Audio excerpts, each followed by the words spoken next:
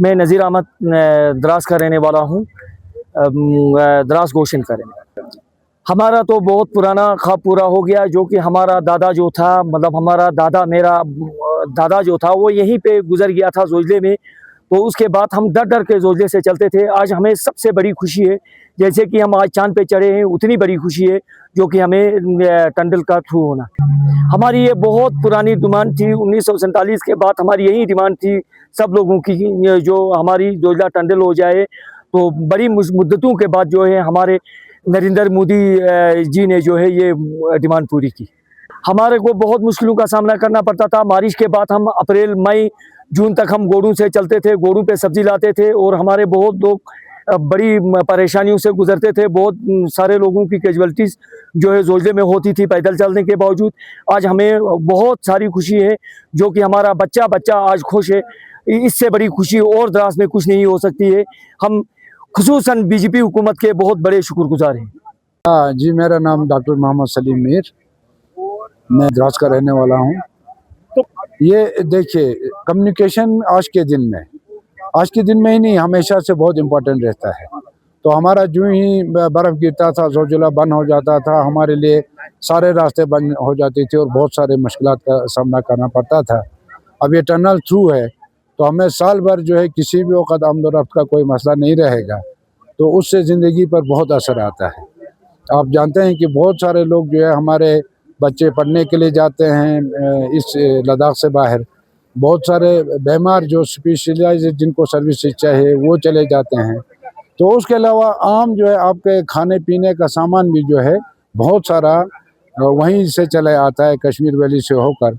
तो जब ये रास्ता खुल जाता है तो हर एक समझ सकता है कि भाई ज़िंदगी पे कितना इफ़ेक्ट आएगा और ज़िंदगी कितनी आसान हो जाएगी निस्बतन। और ये तो हमारे लिए सबसे बड़ी खुशी का दिन है। हम ये कह सकते हैं एक तरह से ईद का दिन है, क्योंकि अब रास्ते खुल गए, हम अब जोजिला पे डिपेंडेंट इंशाल्लाह नहीं रहेंगे। हमारा जो है एक ख्वाब जो हम बचपन से देखते थे, लोग कहते थे भाई इसमें टनल लगेगा, तो वो ख्वाब हमारा जो है आज शर्मंदा ताबीर हुआ। और आज के बाद जो है ये सारी परेशानियां ख़त्म होंगी इंशाल्लाह।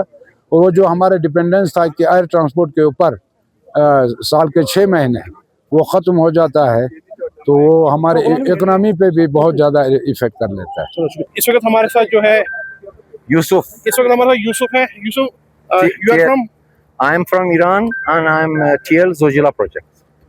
What about this project? This project is being today breakthrough is being happening. What do you think about this project?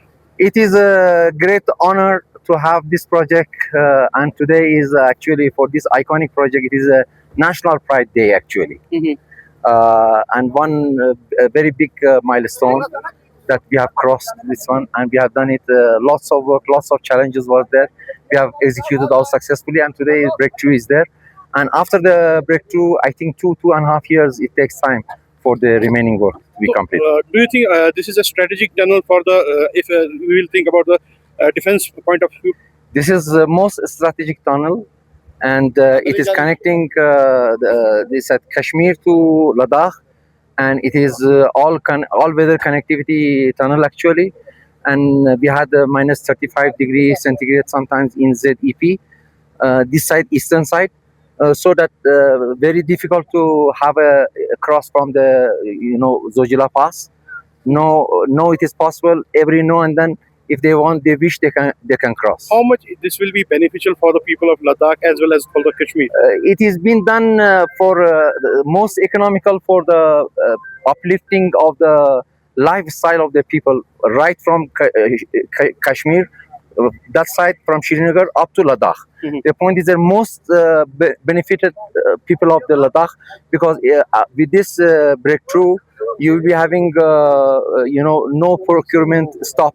All weather connectivity is there, and so the items and other things which is going this side, and tourism attraction, it will be very high.